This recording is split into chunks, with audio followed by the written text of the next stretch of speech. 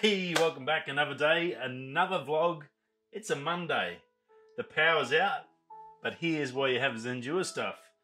Got my little A3 here, sorting that out. It's running the phone. That gives me my data and make sure my phone doesn't rock out. The aperture bulb, that stores its own power, so I've got that, and I've got my loom cube to help here, and then my little tree and stuff. So cool. Just been out with the Mini 2 testing that. Had a little bit of a fault yesterday, but it seemed to have cleared itself up. Come up with a gimbal calibration, compass calibration in mid-flight, just intermittent on and off. Never happened once today. So DJI support asked me to go and check it out, so I did that. Yeah, no, nothing at all. So maybe just a once-off sort of thing. I just updated the firmware, so whether there was maybe something happened just when I was downloading into the Mavic, into the Mini 2, yeah, I'm not sure, but it looks like it's all come good now. So that was a relief. So cool. Big thunderstorm, heaps of lightning and thunder around. So yeah, got the Mini down before all that rocked up, and then obviously come back and no power. She's all good. So it's going to get hot really quick. So we're going to try and get through this. Good news is, finally finished the video. The weekend I spent every spare minute working on the video when I got back to my room. Late last night, got it rendered. Whew, it was tough. I tell you, it was super tough. You know how I said the photos were awesome, and I had to go from like 400 plus to narrow it down to like 18. Well, the same with the video. I think when I've dropped it all in the timeline and started going through and cutting it, even after initial edits, I think I had 49 minutes. So I was looking at 2 videos. I just got the hatchet out and I said, right, I just got to cut this. It's got to be smaller. I can't do it. I think it's down to 28 minutes, but that's 28 good minutes. There's a lot of good stuff to see. So I did cut out some sort of, I guess, me waffling on a bit as I do and talking about other bits and pieces and whatever products and stuff like that. So I sort of cut out that stuff and really concentrated hard on just trimming it down as much as I could that I wanted to anyway. So it is a longer video, 28 minutes, but it's got some lovely drone footage. It's got some just amazing spots, so definitely worth hanging around, even if you sort of watch it and then come back to it later. Fit it in whenever you watch it over a couple of views. Watch it 10 times, that'll be good. So after you've seen this show, which will go up, I'll upload this tonight. Brenda Falls, it's going to be called. It's ready to go. I've just got to upload it, basically, so I'm going to get the daily show out the way, the another day, another vlog, and then we'll go, and then I'll upload that one and smash it up, and then I can start on this week's video, which is what we've all been waiting for. South Coast WA, Margaret River, down to Denmark, to Albany, to Esperance. 3 weeks with my beautiful family. Can't wait to show you all the amazing footage and stuff I got out of that. So super excited about getting to edit that stuff. There's a ton in there, so I can't wait. So yeah, very, very excited. Can't wait to get into that and show you some of what's going down there. Rightio, tech news. There's a fair bit Friday, or Saturday for us, but Friday in the States. There's a fair bit happening, so I'm going to try and shoot through it all as I can. So be aware. Porche released an e-bike over Unbox Therapy. They were talking about it, or Lou later. E-bikes are nowhere by no means new or the latest thing, but Porche is a big name. They're getting into it. I think I've seen them do like bikes and things. Every now and again you see Porche on it, or a computer or a hard drive made by Porche or designed by Porche or something. Well, this looks like a pretty actually nice electric bike. It's definitely not cheap. It's definitely Porche cost. $10,700 US bucks, so it ain't going to be for the light-hearted. Pretty wild bit of gear, but 85 newton meters of torque. It's reduced down to 25k speed limit. I'm sure there's some sort of button in there, depending on where you live, where you can up it at your own cost. Obviously in Australia, 25k's is the max speed limit for any electric bikes and scooters as well, which is just, it's ridiculous. Any push bike can go over 25k's an hour, so it's just a stupid rule made by stupid people. And if you've watched my boosted rev video, you know what I mean. It's some crazy rules out there. The same as the drone rules. Overkill, because they want to protect against idiots. And unfortunately, those idiots give us all these stupid rules which realistically shouldn't be there, and they're made by people that have no clue what they're talking about or don't even do it, and wreck it for everyone. So it's a real shame. So, but look, a beautiful looking bike, integrated batteries in it, fully carbon fiber. The money's definitely in it. A full $10,000 bike. So that's going to be about 15 Australian. So a lot of moolah, but definitely worth checking out. Amazon's in a little bit of a hot water. Peak Design, which is a very, very good photography company. They've made a lot of good things. I use a lot of stuff. I've got their strap. I've got the little tags that you hang on the camera that you put the strap on. Really, really good stuff. Some great boxes, some great bags. Well, one of their bags has been copied by Amazon, allegedly. It's obviously going through whatever battle they're trying to get sorted now, but it's the everyday sling. It's been out for years for Peak Design. It's one of their early successes on Kickstarter. Excuse me. And it did really well, and it's been a bit of a staple in the photography for just short day walks and stuff like that. Now, Amazon's just come out and made an Amazon Basics. It's got the same, basically exact same shape, just about the same tag on the side with Basics written on the side. The zipper's just about the same. There's like some very minute differences, but if you looked at them side by side, you'd think one's just a Chinese copy, which is the Amazon one. It's just a Chinese crappy copy. The Peak Design one is a good one. That's $30 US. The Peak Design's 120 or 130, but it's proper gear with all the proper stuff. So now the problem is Amazon's got away with it. All they did was change one word in the name and took everyday Basics sling out of it, and apparently that's how they can get away with it. A little bit disappointing, but I thought it'd be good to mention because of patent rules. I did some fishing tackle boxes a couple of years ago. I ended up not following through with the patent because, and that's what I wanted to explain to you, these companies, if they're smart, they can get around you. Basically, once you get a patent, you apply for the process, that gives you 2 years. At the end of that 2-year period, if you're going to lodge it and file a patent in every country, you have to do an individual country around the world. So there's 186 countries.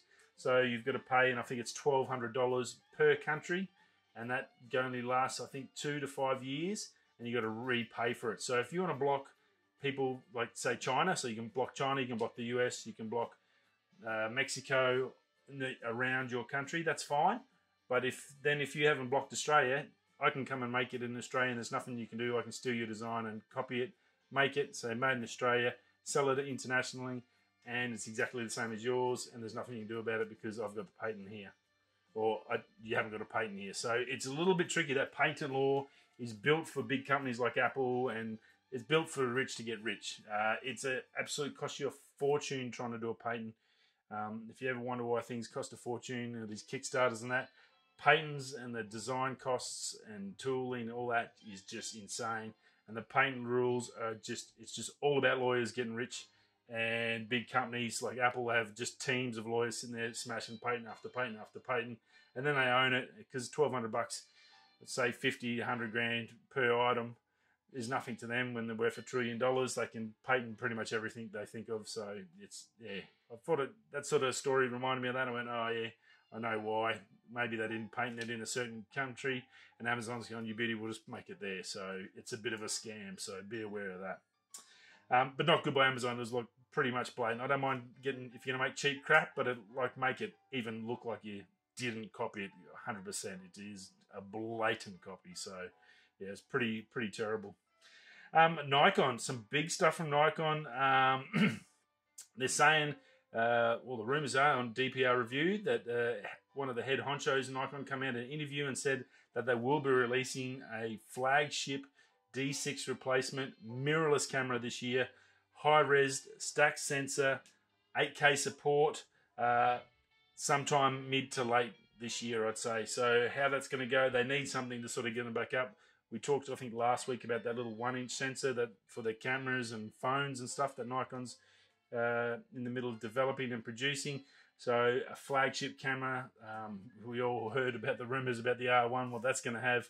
Nikon's got to go up against that. So a stack sensor and this other stuff, ain't really going to cut it. They're going to have to come out with something absolutely ridiculous to fight the fight against the Sonys and the Canons.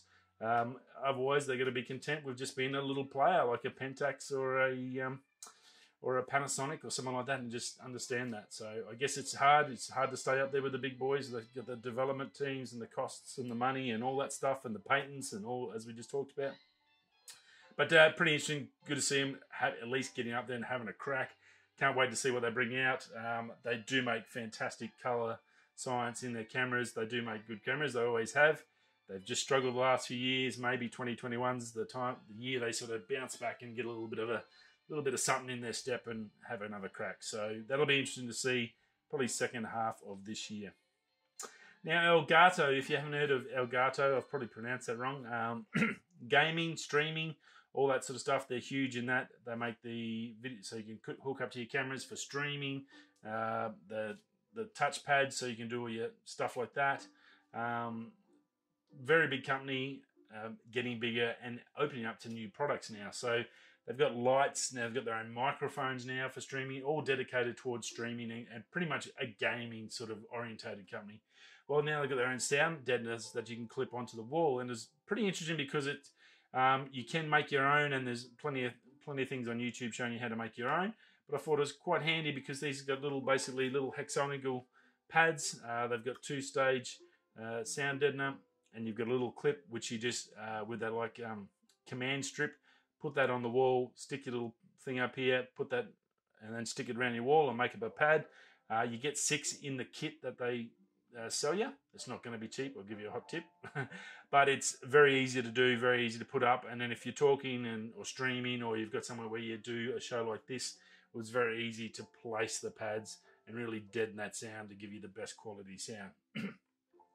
One thing I just can't do here, because I can't stick stuff all over the walls in a mine site room, is to do that sound deadener, and it's a little bit tricky. But once we buy a new house and I get set up, that's something I definitely want to do and try and fix that and get a lot better studio that I can talk in and not get so much reverb.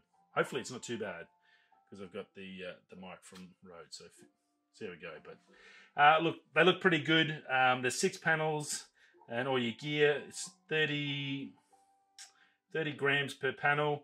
They're about 50 centimeters by 50 centimeters, a little bit small that, but roughly 50 by 50. So like a fairly decent panel. So you've got 6 of those.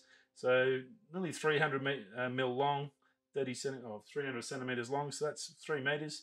So it covers a fair bit of space. So that's not too bad. Now $100 US for that set. So if you spend a couple of $100 US on it, say $300 Australian, you could easily fit out your room and have a pretty good quality sound deadening setup. So that's something to look at if you're not a DIY person and you're just looking for something where you're doing a podcast or something like that at home, and you just want something that you're not drilling or any of that crap, and you can't get rid of it in case you want to sell it, or you're renting. Especially if you're renting, this is a great idea because it's just those command strips on and off. Put it where you want it. If you want to move rooms, it takes you half an hour and maybe $5 worth of command strips. You don't have to get a whole new set of mounts. So look, really, really cool. Go check it out at Elgato. They look pretty cool. And then last but not least, a little something close to my heart, or probably my stomach. It's probably not a good thing. I love cooking when I get home. It's, again, like photography, it's a little bit of a stress relief after what I do, my daily job. Cooking's always good. Oven's important. Generally, they've just been an oven. Some of them you can buy that are separated and got two different ovens in the oven. Well, Samsung's gone out of... Samsung's now in the oven business and home appliance business, as you may not know. But they've got this new dual cook flex oven, the NV6300. There's a video on YouTube. Just go watch it. It's pretty darn cool what you can do with an oven. Basically, connect it to your phone, probably a Samsung device or Android. I don't know. I'm pretty sure it's not going to work with an Apple, which is a bit of a shame. Maybe it does. Fingers crossed. But you can control your whole oven with your phone. So before you get home, if you're running late from work and you want to chuck the oven on to chuck some chips in and just, I don't know, whack a chicken Kiev in or something like that, stuff that before I get home, and then I can just jump in the shower. How about I'll turn the oven on the way home, boop, boop, boop, goes through your Wi-Fi network at home. The oven's connected to your Wi-Fi network. Bang, it turns it on, sets it up to the exact temperature for your chicken Kiev meal, which is in the recipes in your book.